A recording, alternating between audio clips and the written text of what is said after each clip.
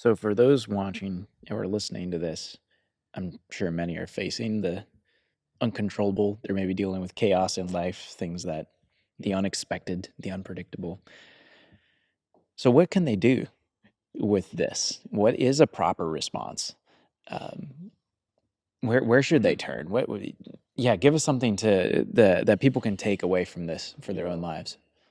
No, in talking with, oh, it was a mother of young children for whom chaos takes the face of her children. And one thing I don't want to be heard here is that you can't do anything, Mm, that there's no appropriate steps to take toward um, making things a little bit more controllable.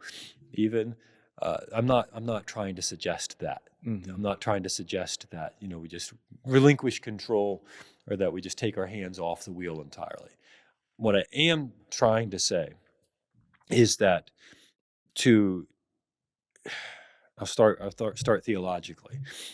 To participate, to live in the spirit of Christ, is to not make that need for control the ultimate thing.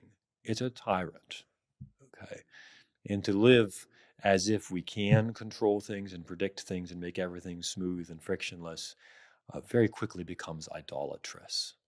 mm, So the first thing I'd suggest for people is to have a look, to look critically at our lives and to especially look at the things which suggest that yes, life is actually very controllable. That's our pervasive world. Everything about our life is about optimization, about controllability, predictability. It's not just on the manufacturing line, it's in our social lives, it's in medicine, it's in things which had ultimate significance. And it's suggested to us you could optimize this. So examine that.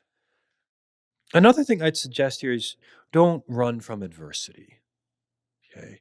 It's like Paul was so delighted in some of his young churches that he was a shepherd over when they faced adversity. mm, But it wasn't so much that they faced it. He wasn't a masochist who just like, oh, they're suffering, that's good. It was that they were actually investing in it, and there was the new creation breaking out on the other side of it. They were changing into the glory of Christ, into his image. So don't run from adversity. A lot, again, our culture tells us this discomfort is bad.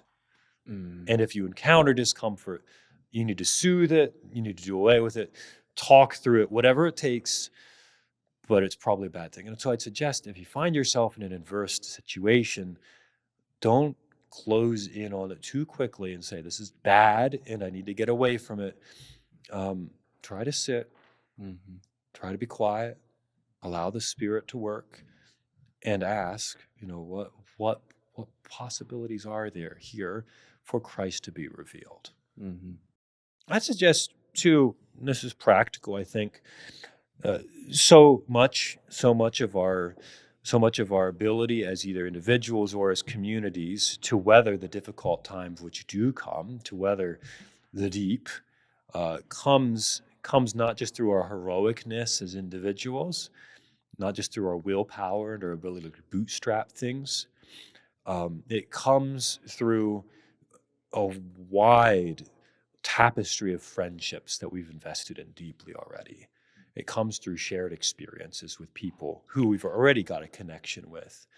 It comes through cultivating the kind of life that is rich and has a lot of stories in it, which help us to stay oriented and focused. And I think it comes too through having already introduced into our lives, willingly and voluntarily, adversity to cultivate the resourcefulness that we need to kind of steer in. And then when the really big things do happen, it gives you more resources. Almost like building a level of resiliency, That's a perhaps? good word. Yeah. Mhm. Mhm. Resilience is part of what you're, I think, developing. Yeah. Mhm. If you live that kind of widely interested and varied and storied life. Hmm.